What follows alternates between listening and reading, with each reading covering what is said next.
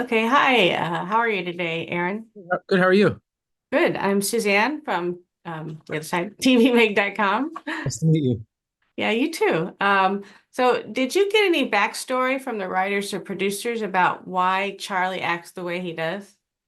I mean, a little bit. Todd, the writer and showrunner he's so collaborative and so, he loves actors and really wants us to let our imaginations run. And so, we did talk about it, but the thing we chatted about was kind of how that Charlie probably was, a bit of a criminal when this happened. Nothing to the extent of what he's done here, but maybe sold drugs or maybe stole a car here. You know what I mean? Just like petty Mm, crimes or something. right. And so he was the kind of guy that, was like probably from a rough neighborhood and was just like, but was a guy who was charming and made his way through no matter what happened. And so when this then happened, it just exacerbated and amplified who he already was. And I think, he realized that he had this skill set to Hmm. operate and get through in a way that was going to serve him very well, and his moral Right. compass was a little off center and different than yours or Just a mine. little.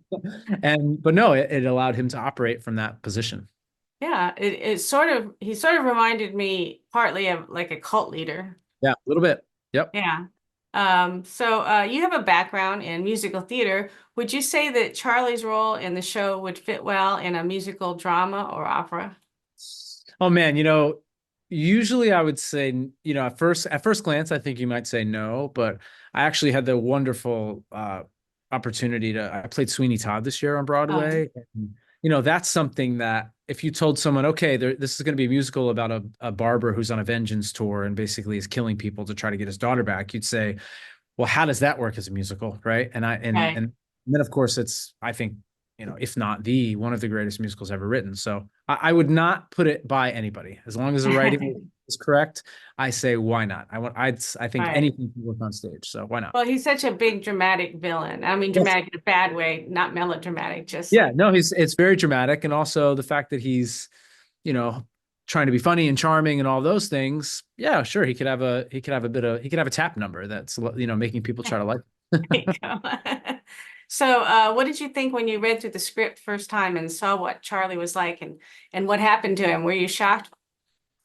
Um, I wasn't so shocked because I think he kind of gets what's coming to him a little bit, um, in terms of what the story is. I was actually very moved by the script and the story because I think it does a really interesting thing that asks, if this, God forbid this thing happened, right? God forbid there was a pandemic that wiped out almost all of the human race, and a group of people could start over and they could try to do it better, right? They could try to operate and make it through with acceptance and loving each other and leading from that place and trying to be more one with the environment. I was very moved by that. And, this idea of where we are at with technology these days, like Mhm. if we could pull that plug, would we and should we? And those are big questions. And I've not really seen or read a script, especially of this genre, that asks those questions, right? We're used to seeing something like this and seeing an alien or seeing like some big baddie that everybody's Right. running from. And so this is just like a very human story. And so Yeah. like I said, I was very moved by it. It's And then very we positive, unlike most post-apocalyptic shows or movies. It has a lot of exactly. hope. Yeah, and I think that's a really interesting thing about this story, and it's the thing that I like the most about it. And then, of course, for me, I get to just push against that, right? So it's like the Hmm. more terrible I can be just shows how great that version is, right? So, Right. It so would be it's really, nice to think if this happened, the people like Charlie and the rats would be gone. I hope so. I hope so. And did you read the book at all, either before or after? Did I read it? I read it before I started shooting. Yeah, I just wanted to.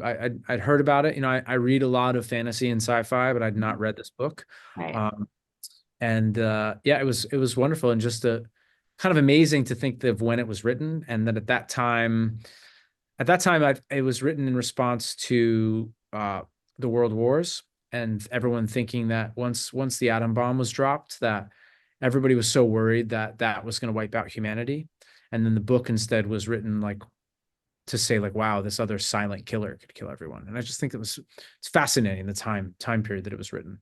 That's And a that great thing about science fiction. It predicts so much, even whether they know it or not.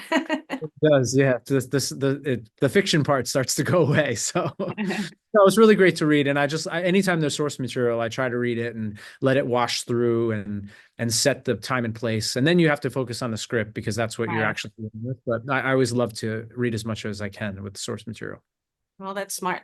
All right. Well, thank you. That's all the time I have. Thank you.